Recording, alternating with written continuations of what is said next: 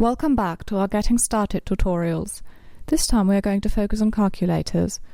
As we already hinted at in the introduction, these perform a very nice supporting role to your optical modelling and design tasks. We're going to introduce one calculator per tutorial. For further information you can always click on Help. We kickstart the calculator series with the ABCD law calculator. To open it, go to the Start tab, click on Calculators and select ABCD law calculator. The aim, as you may already have surmised, is to compute the ABCD matrix corresponding to a certain optical system and its effect on a given Gaussian beam. This part of the form gathers the data of the incoming Gaussian beam, then here we would create a list with the different components of a system, and down here we would receive the resulting ABCD matrix and the transformed Gaussian beam which exits the system. If the user is only interested in the system matrix, it is obviously possible to just focus on this section of the calculator.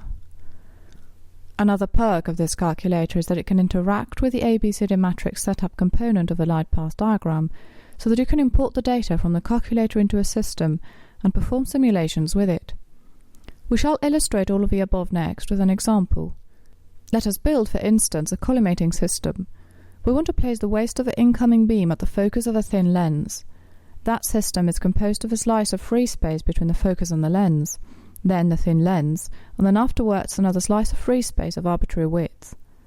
First of all, we need to make sure that the input beam is at its waist, that is, the phase radius should be infinite. It is so by default.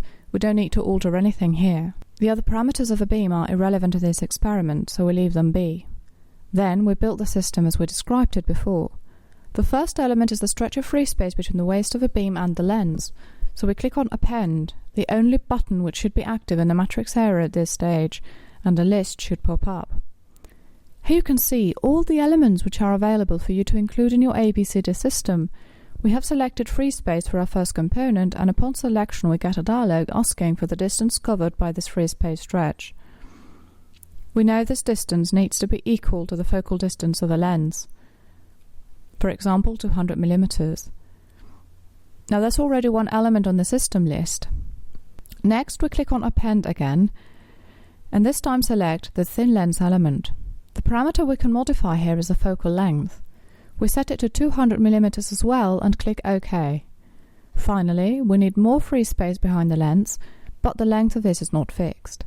We want to vary this distance to see whether our beam is really collimated.